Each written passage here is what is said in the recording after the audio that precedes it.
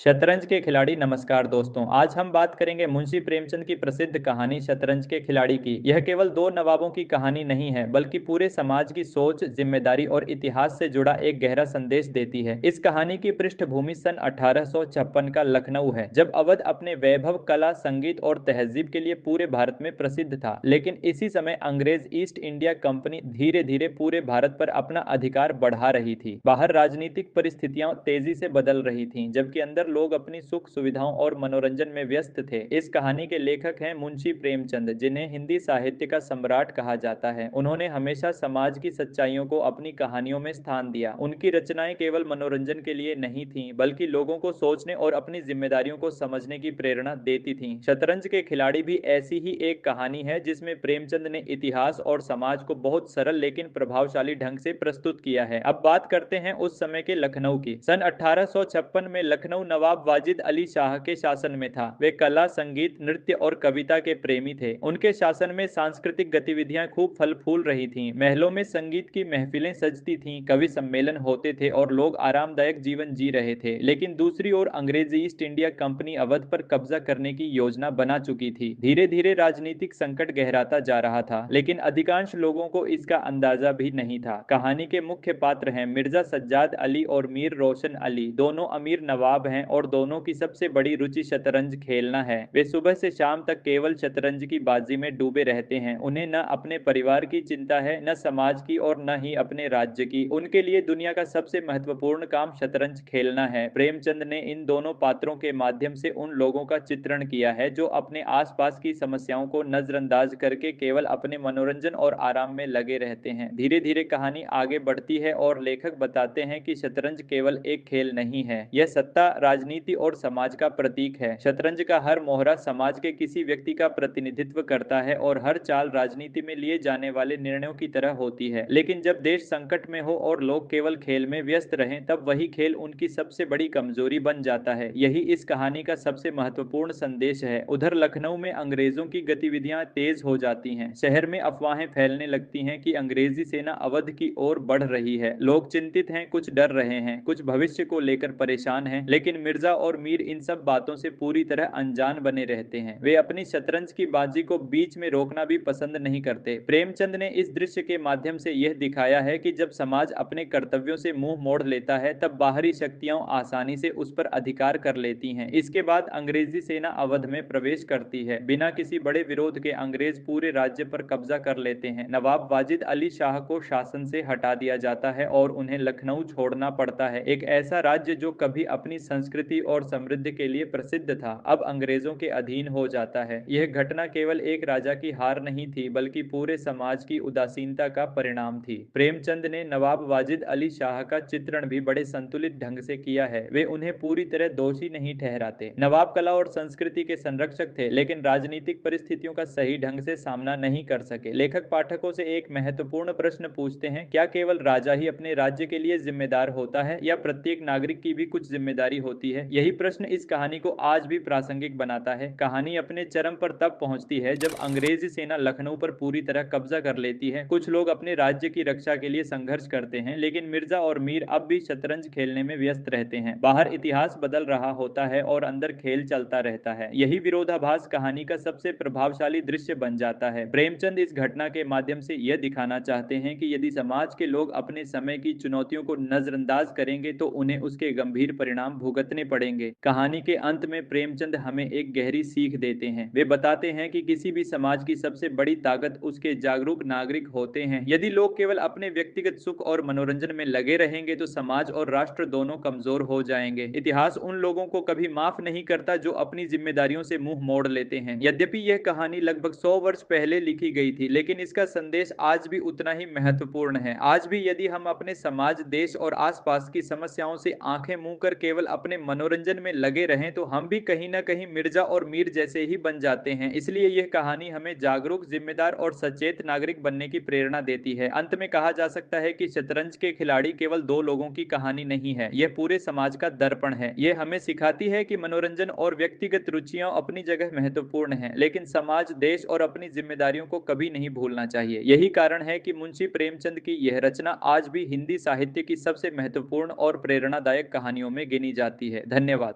जाते जाते एक लाइक और चैनल को सब्सक्राइब जरूर करिएगा।